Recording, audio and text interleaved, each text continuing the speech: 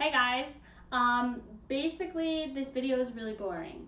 Just putting it out there. I don't know how to make it more exciting. Like, should we do a dance? I don't know. But this video is all about posture and alignment, blah, blah, blah, blah, blah, fall asleep, right?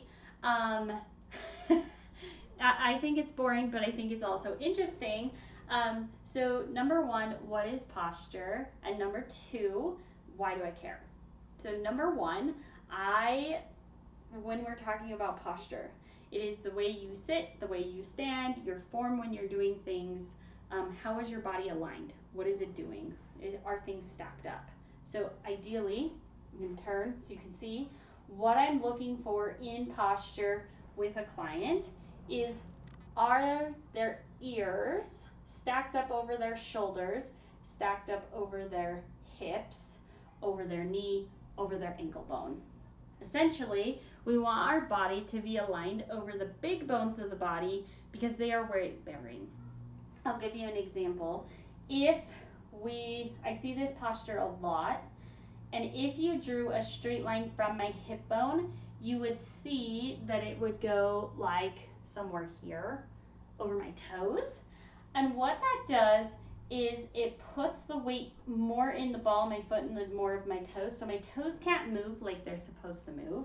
It pulls my quads up, locks my knees in place, and then it moves my hips forward. That then creates, I have to thrust my ribs up into the air. That creates a pinching in my low back.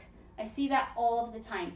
If you haven't watched my Why I Hate Cowboy Boots video, this is why, because it puts you in this posture, and then we wonder why we have low back pain and knee pain. The other posture I see a lot of is this. You guys have probably seen it, the grandpa posture. Again, creates pressure in the knees, the low back, and then in the neck and head. Some people may not have issues in those, but generally speaking, when you're in correct alignment and correct posture, your body moves better. You generally have less pain, prevention of injuries, and you can move better. So we want to be lined up as closely as possible. The other thing that I look for in posture is if their feet are turned out. I see this a lot, particularly in the cowboy cowgirl group. Again, it's a hip issue, a foot issue, which can be created somewhat by footwear and then also weakness in the hips. So we really want to have our toes pointing forward and our feet hips bones distance apart. If you do that and your knees come in, which I see a lot of, it's not because you're pigeon-toed or because you have knocked knees. It's because your feet and your hips have gotten so used to that position and your knees have compensated over the years that now they actually think their position is supposed to be out like this.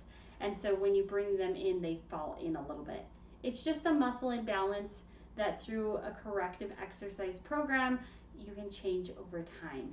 Please, please, please do not try to pull if your shoulders are forward, don't pull your ribs up and your shoulders back. Don't pull your knees in. All of that can create more tension on tension. What you really want to do is find exercises that you can do over time and slowly correct those, which is what I do.